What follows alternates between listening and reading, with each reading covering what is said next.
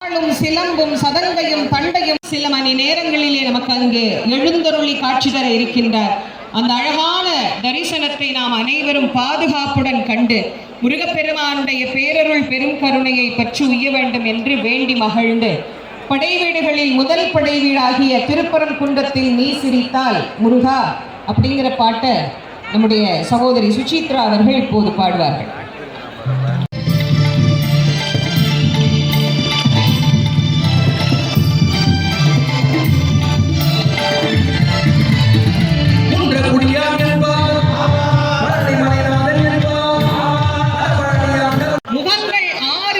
கருணைக்கூர் முகங்களை 6 கொண்டு கரங்கள் 12 கொண்டே ஒரு திரு முருகன் வந்து ஆங்கே உதித்தான்னு சொன்னார். அவதரித்தான்னு சொல்லல, பிறந்தான்னு சொல்லல, உதித்தான். சூத்தனையோ வடிவங்களை எடுக்கிறான். யானை முகமாக வருகின்றான். அந்த யானை முகமுடைய அவனை முருகப்பெருமான் வதம் செய்து முருகப்பெருமான் இந்த உலகத்தில் மாயையை அழிக்கும் கடவுள் என்பதை காட்டுவதற்காக இதோ நம் அனைவரின் உள்ளங்களிலும் நிறைந்த கந்த கடவுள் நம் கண்முன்னே காட்சி தந்து வந்து கொண்டிருக்கின்றார். முருகன் வருவதை கூட அறிந்தும் அறியாமலும் மாயை எத்தனை அமைதியாக இருக்கிறது என்று பாருங்கள். இன்னும் மாயை புறப்படவில்லை. மாயை புறப்பட்டு விட்ட பிறகு முருகப்பெருமானின் முன்பு போய் ஆடுகிற ஆட்டத்தை எல்லாம் நாம் பார்த்தால்தான் தெரியும் மாயை நம்மளை என்ன பாடுபடுத்துதுன்னு. ஆனால் அதை முருகன் சிரித்த முகத்தோடு மகிழ்ச்சியாக எதிர்கொண்டு எல்லாவற்றையும் அழித்து யாம் உண்டு, எம் வேல் உண்டு, எம் பக்தர்களை காப்பாற்ற துணை யான் உண்டு என்பதை கந்த கடவுள் நமக்கு காட்டும் நிகழ்வு. முதல் தலையை எடுப்பதற்காக முருகப்பெருமான் இதோ தன்னுடைய முதல் இருப்பிடத்தை நோக்கி இங்கு வருகை தந்து கொண்டிருக்கிறார். பக்தகோடி பெருமக்கள் இதே போல எங்களுக்கு ஒத்துழைப்பு கொடுக்கணும். உங்களை ரொம்ப கேட்டுக்கிறோம். வெற்றிவேல் முருகனுக்கு, வீரவேல் முருகனுக்கு, ஞானவேல் முருகனுக்கு, சக்திவேல் முருகனுக்கு.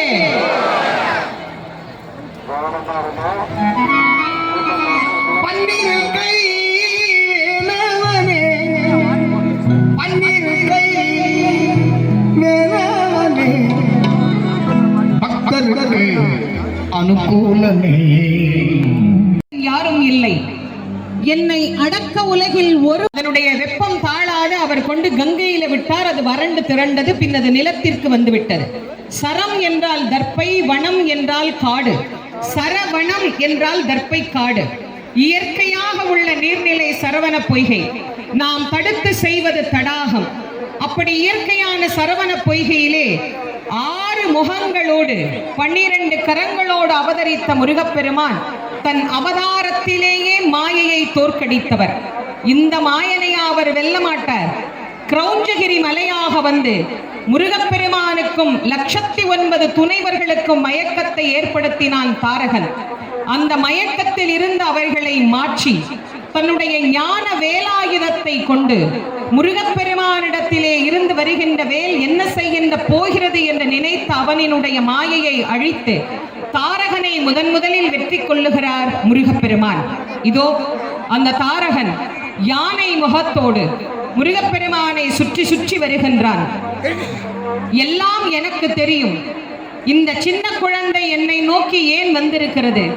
நானே உன்னை அழித்து விடுகிறேன். நீ இதை தாண்டி எப்படி என் சகோதரனிடத்தில் போகிறாய் பார்க்கலாம் என்று தன் சகோதரனாகிய சிங்கமுகனையும் சூரபதுமனையும் காக்கும் பொருட்டு தாரகன் தான் யார் என்பதை உணர்த்துவதற்கு முருகப்பெருமான் முன்னால் வந்து நின்று கொண்டிருக்கின்றான். ஆனால் முருகனோ ஆடாது அசையாது அமைதியாக தாரகனை வேடிக்கை பார்க்கிறார். காரணம் என்ன? என் தகப்பனார் கொடுத்த வரத்தின் வலிமை என்ன என்பது இந்த தேவர்களுக்கு தெரிய வேண்டும். என் தந்தை எத்தனை சிறப்புக்குரியவர் என்பதை இவர்கள் உணர்ந்து கொள்ள வேண்டும். தாரகனே, உன் வித்தைகளை எல்லாம் நீ காட்டு. அதன் பின் நான் யார் என்று உனக்கு காட்டுகிறேன் என்று உணர்த்துவதற்கு ஆடாத அசையாது நிற்கின்ற முருகப்பெருமானின் முன்பு வந்து நிற்கின்றான் தாரகன். தாரகன் முருகப்பெருமானை பார்த்து முதலாக நினைத்தானாம், இவனை குழந்தை என்றுதானே நாம் நினைத்தோம். ஆனால் குழந்தையாக இருப்பவன் நம்மை கண்டு பயப்படவே இல்லையே. அப்போது இவனிடத்தில் நம்முடைய மாயை பலிக்காது போய்விடுமோ என்று எண்ணிய அவனின் எண்ணத்தை முருகப்பெருமான் மாற்றுகிறார். ஏனெனில் அந்த மாயையையும் அழிக்க வேண்டும் என்பதற்குத்தானே அவர் வந்தார். மாயையை விட்டுட்டு எப்படி மற்றதெல்லாம் அழிக்க முடியும்? அதனால சுவாமி என்ன பண்றார், தாரகனை கொஞ்ச நேரம் சுற்ற விட்டு பார்க்கிறார்.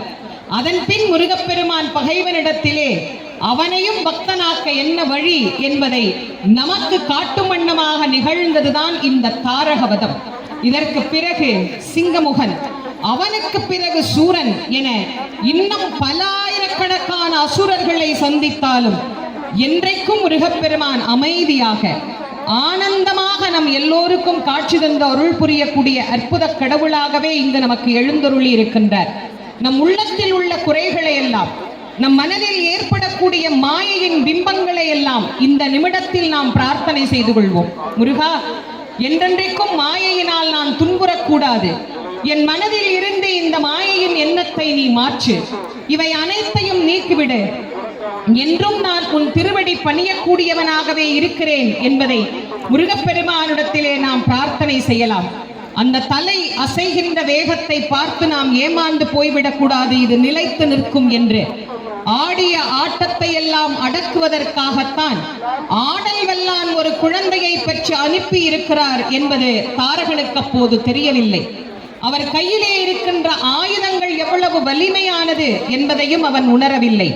தன்னுடைய மாயைதான் வலிமையானது என்று நினைத்து இப்படி போறதா வாழ்க்கையில, அப்படி போறதா வாழ்க்கையில நான் ஆடிக்கொண்டிருக்கின்ற நம் மன ஆட்டத்தை எல்லாம் அவன் நிறுத்துகின்ற நேரம், நம் மனத்தை ஒருநிலைப்படுத்தி நம் எல்லோருக்கும் வாழ்க்கையில் வரத்தை வாரி வாரி வழங்க இதோ வேல் புறப்பட்டு வருகின்றது. வெற்றி வேல் முருகனுக்கு, வீரவேல் முருகனுக்கு, ஞானவேல் முருகனுக்கு, சக்கரவேல் முருகனுக்கு, முத்தண்டவேல் முருகனுக்கு, முத்துவேல் முருகனுக்கு, மந்திரவேல் முருகனுக்கு, ரத்னவேல் முருகனுக்கு, மரகதவேல் முருகனுக்கு, மாணிக்கவேல் முருகனுக்கு, வஜ்ரவேல் முருகனுக்கு, செந்தூர் கண்ணனுக்கு, செந்தில் ஆண்டவனுக்கு, சுப்பிரமணிய சுவாமிக்கு, ஜெயந்திநாதனுக்கு, பழனிமலை அழகனுக்கு, ஆவினன்குடி முருகனுக்கு,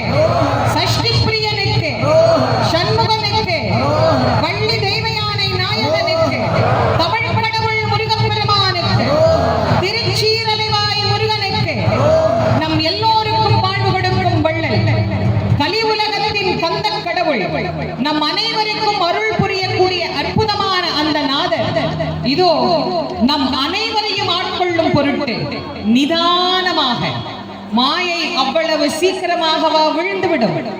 எப்போது அவன் தலை விழப் போகிறது என்று நாம் எதிர்பார்த்து காத்திருக்கின்ற நேரத்திலே கந்தனுக்கு, கடம்பனுக்கு, முருகனுக்கு, குமரனுக்கு, வேலனுக்கு, இடும்பனுக்கு, கார்த்திகேயனுக்கு, தண்டபாணி தெய்வத்திற்கு, சுப்பையாவுக்கு, சுவாமிநாத மூர்த்திக்கு, தகப்பன் சுவாமிக்கு, குகனுக்கு, முத்துக்குமரனுக்கு இதோ முருகப்பெருமானின் வீரவாள், வெற்றிவாள், வேலை தொடர்ந்து வந்து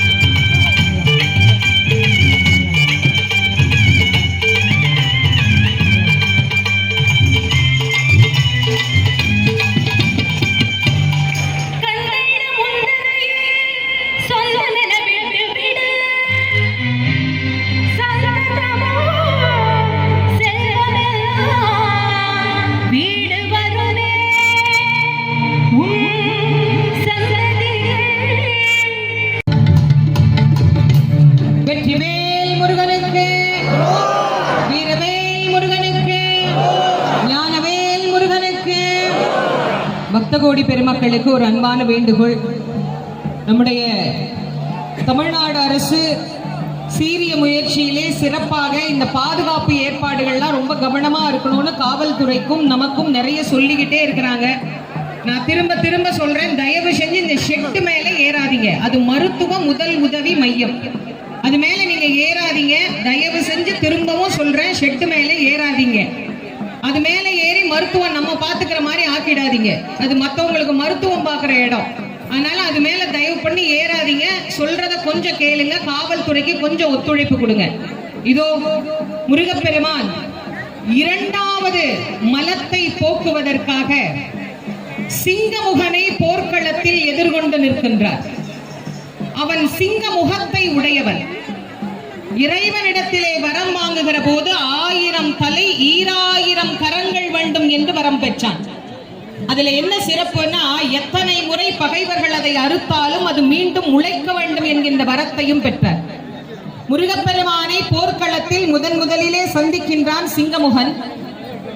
அந்த சிங்கமுகனை பார்த்து முருகப்பெருமான் எதிர் நின்று சிரித்து நிற்கின்றார். சிரித்த முகத்தோடு இருக்கின்றான் சிங்கமுகாசூரன். இப்ப கூட பாருங்க, தலையாட்டும் போது சிங்கமுகன் சிரிச்சிட்டு தான் இருக்கிறான். கண்மமலத்தின் வெளிப்பாடு. கண்மம் என்றால் ஆசை.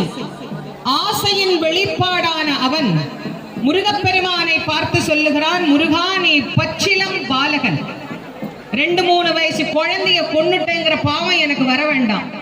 அதனால் நீ போய் உங்க அம்மா பார்வதி கிட்ட விளையாடுன்னு சொல்றான். ஆனா முருகன் சிரிச்சுக்கிட்டே சொல்றார், சிங்கமுகா, விளையாடத்தான் வந்தேன், ஆனா எங்க அம்மா கூட இல்ல, உன் கூட. விளையாட வந்த நீ ஏன் நின்று வேடிக்கை பார்க்கிறாய்? என்னை போல நீயும் சுற்ற வேண்டியது தானேன்னு கேட்கிறான். அப்போ முருகப்பெருமான் சிரிச்சுக்கிட்டே சொல்றாராமா, ஆடி அடங்குவது உங்கள் வேலை, உங்களை ஆட்டி வைத்து நின்ற இடத்திலேயே அடக்குவதுதான் என்னுடைய வேலை.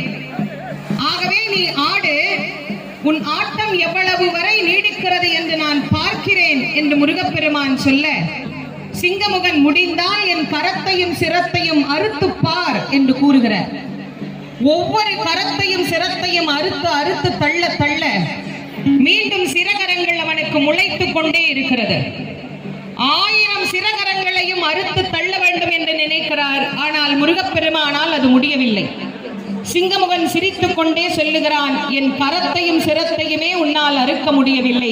முருகா, நீயா என் உயிரை எடுத்து விடப் போகிறாய் என்று அவன் ஏளனமாக கேட்டபோது முருகப்பெருமான் சொன்னார், நான் இன்னும் உன்னோடு சண்டை செய்யவில்லை, நீதான விளையாட கூப்பிட்ட, அதனால இப்போ உன்கிட்ட விளையாடிட்டு இருக்கேன்னு சொன்னார். இப்போ நான் ஒரு பானம் போடுறேன், உன் தலையும் ஒரு தலை 2 கையை தவிர மற்றவைகள் முளைக்கிறதா பார் அப்படின்னு சொல்லி ஒரு பானத்தை விடுத்தார்.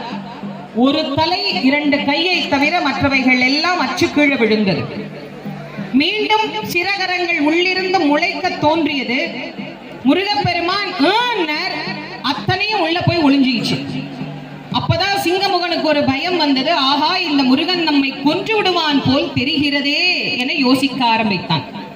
முருகா, நீ வளமையில் எல்லோரும் வைத்திருக்கிற ஆயுதங்களை வைத்து யுத்தம் செய்ய வரவில்லை. புதிதாக வேல் என்கிற ஏதோ ஒரு ஆயுதத்தை வாங்கி கொண்டு வந்திருக்கிறாய். அதுவும் உன் சொந்த வேலும் அல்ல, கடன் வாங்கி வந்த வேல். அந்த வேலை வைத்துக் கொண்டு எங்களை எல்லாம் நீ வேடிக்கை காட்டுகிறாய். வேலின்றி வேறு ஆயுதத்தால் எங்களை கொல்ல முடியுமா என்று சிங்கமுகன் கேட்டபோது முருகப்பெருமான் சொல்றார், சிங்கமுகா, உனக்கு வேல் கிடையாது, உனக்கு குலிசாயுதம் என்று ஒரு ஆயுதம் இருக்கிறது. அந்த ஆயுதம் தான் உனக்கு. ஏனெனில் அது ஞானம் இல்லாதவர்களுக்குத்தான் வேல். உனக்கு ஞானம் உண்டு, ஆனால் அது இப்போது மறைந்திருக்கிறது. அந்த மறைந்ததை நான் குலிசாயுதத்தினால் நீக்கி காட்டுகிறேன் என்று சொல்லி சிங்கமுகனுக்கு குலிசாயுதத்தை விடுத்து அவனுடைய கண்மத்தை அழித்து காட்டினார் முருகப்பெருமான். நமக்கும் மனசுக்குள்ள எத்தனை ஆசை, சின்ன சின்ன ஆசையில ஆரம்பிச்சு கோடி கோடி கோடி கோடி ஆசைகள் வச்சிருக்கிறோம். அந்த ஆசைகளே நம்முடைய பிறவிக்கு காரணம். பிறவி நீங்க வேண்டும் என்று சொன்னால் இந்த செந்திலம்பதிக்குத்தான் வர வேண்டும். இதோ கண்மத்தை அழிக்க முருகப்பெருமான் தனது ஆயுதத்தோடு புறப்பட்டு விட்டார். எப்படி சிங்கமுகனின் கண்மம் அழிந்ததோ, அந்த சிங்கமுகன் அழிந்து தேவிக்கு சிங்கவாகனமாக பெற்றானோ, அதுபோல் நம்மிடத்திலே இருக்கக்கூடிய அத்தனை விதமான கண்மமும் அழிய வேண்டும் என்று வேண்டிக் கொள்ள வேண்டும்.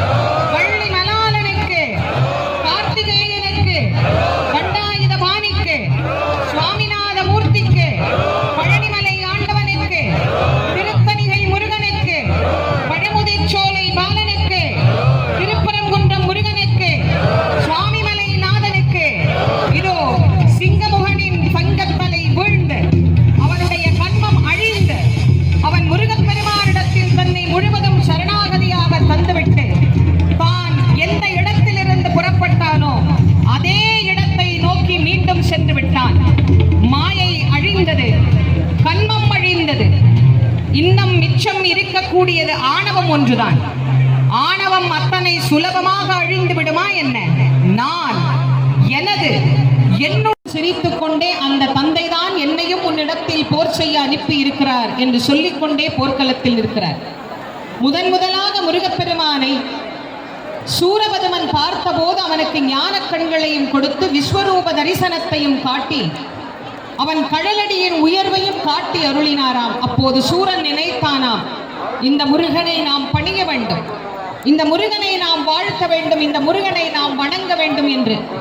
ஆனால் அவன் சூரன் பதுமன் ஆக தவம் செய்த காரணத்தினால் அவனுடைய மாயையை முருகப்பெருமான் நீக்கி அவனுடைய கன்மத்தையும் முருகப்பெருமான் மாற்றி அவனுடைய ஆணவத்தை அழித்து விட வேண்டும் என்கின்ற முடிவிலே போர்க்களத்திலே நிற்கின்றார்.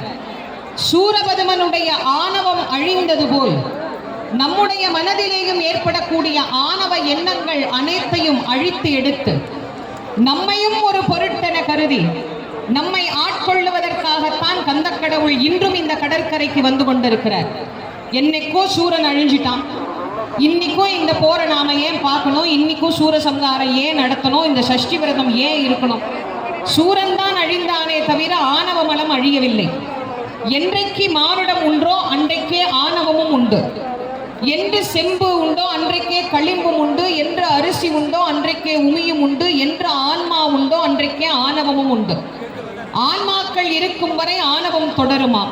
அதனால் தான் இந்த உலக உயிர்கள் இருக்கும் வரை முருகன் வந்து நிரூபித்துக் கொண்டே இருக்கிறார், நான் இருக்கிறேன் உங்களை காப்பாற்றுவதற்கு, நீங்கள் யாரும் அஞ்ச வேண்டாம், உங்கள் அனைவருக்கும் பாதுகாப்பாக நானே இருக்கிறேன் என்று சொல்லி முருகப்பெருமான் நமக்கு இன்றைக்கும் கருணை காட்டுகிறார் என்பதை நாம் அனைவரும் உணர்ந்து கொள்ள வேண்டும் என்பதற்காகத்தான் இந்த கடற்கரையிலே இந்த நிகழ்வு நடைபெற்று கொண்டிருக்கின்றது.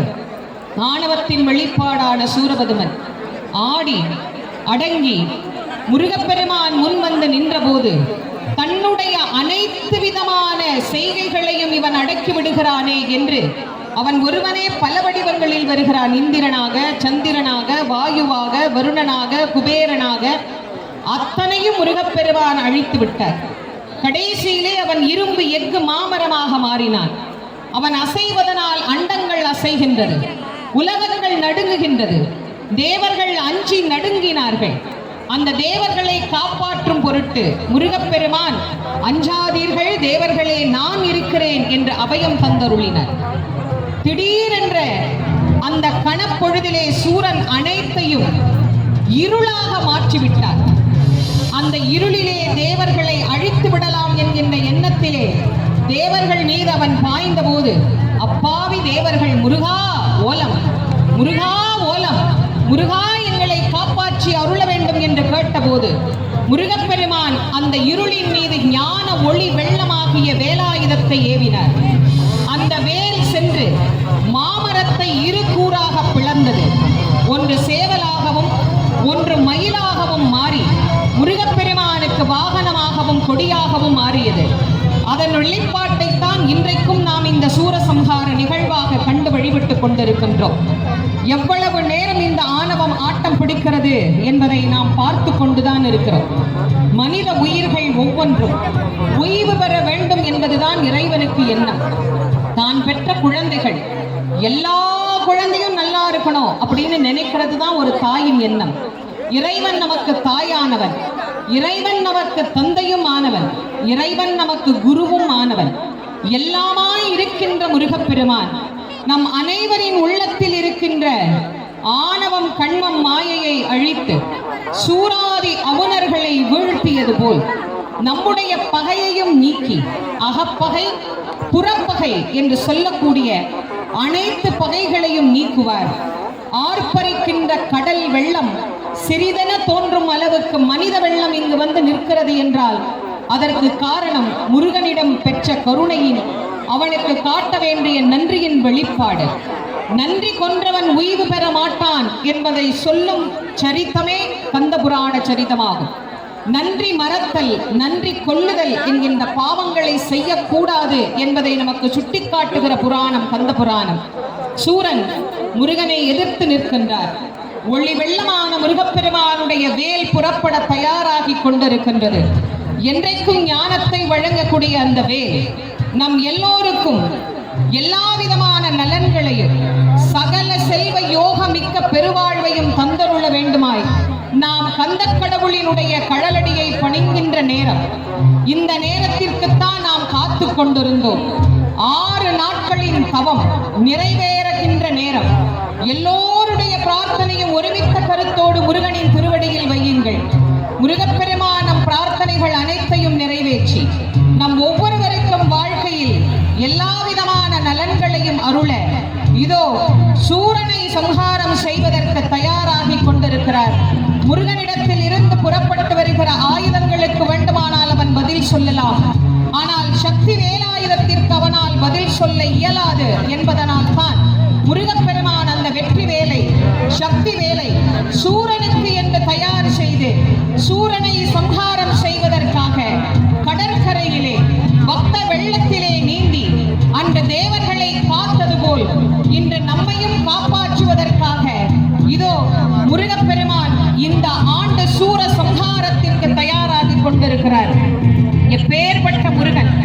அந்த முருகப்பெருமானுடைய கருணையை பெறுவதற்கு அவர் முன்பு நிற்பதற்கே நாம் பெரும் தவம் செய்ய வேண்டும் என்கின்ற எண்ணம் இல்லாத சூரன், அந்த சூரனை வீழ்த்தி முருகப்பெருமான் நமக்கு இன்றளவும் பாடத்தை புகட்டி நாமும் அவன் கழலடியை ஆணவமற்று பணிந்தோம் என்றால்தான் வாழ்க்கையில் நாமும் உயர்வு பெறலாம் என்பதை நமக்கு காட்டும் செயல்.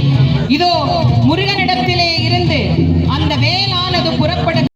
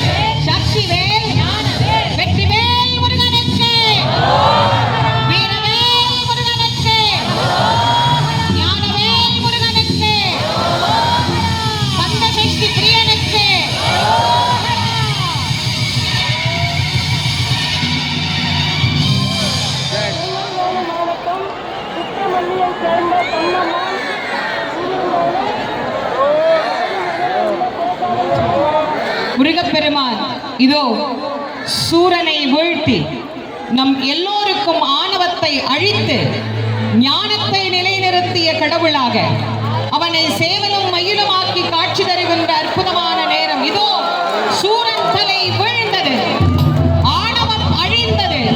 நம் அனைவருக்கும் முருகப்பெருமான் இந்த கந்த சஷ்டியினுடைய நாயகனாக காட்சி தருகின்றார். வெற்றிவேல் முருகனுக்கு, வீரவேல் முருகனுக்கு, ஞானவேல் முருகனுக்கு, வெற்றிவேல் முருகனுக்கு.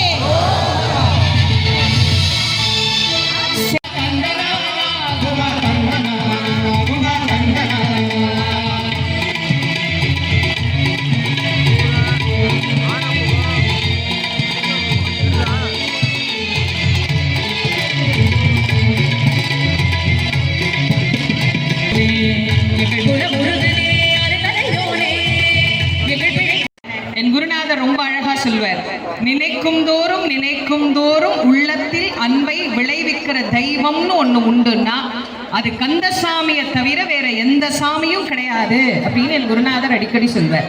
அதுவும் இந்த செந்தில் ஆண்டவர் கேட்கவா வேணும், நமக்கெல்லாம் இவர் ஒரு ஸ்பெஷல் ஹீரோ. எல்லா முருகனையும் எனக்கு ரொம்ப பிடிக்கும், முருகன்னாலே எனக்கு ரொம்ப பிடிக்கும். முருகான்னு ஒரு போர்டில் எழுதியிருந்தா கூட அந்த போர்டை கொஞ்ச நேரம் நான் நின்று பார்த்துட்டு தான் போவேன்.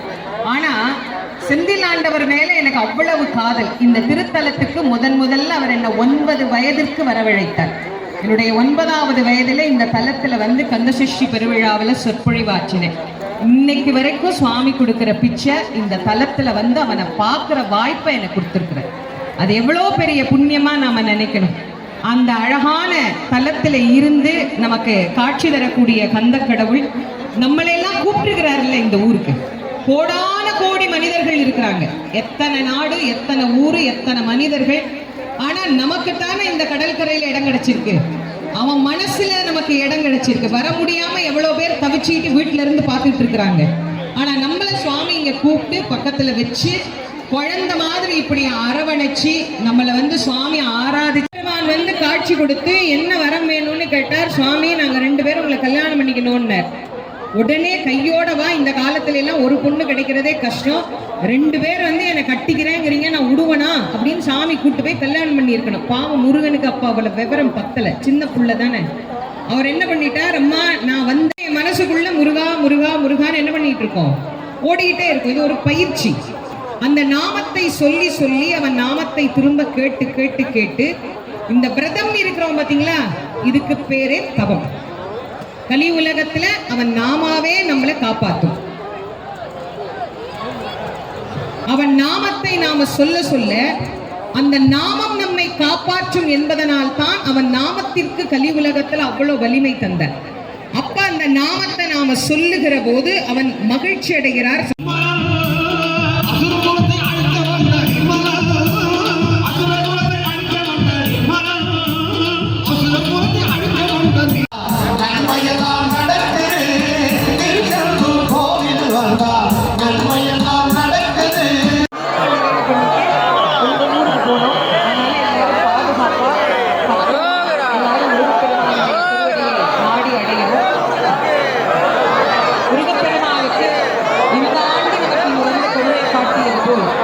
ஒவ்வொரு ஆண்டும் செந்தில்நாதன் நமக்கு கருணை காட்டி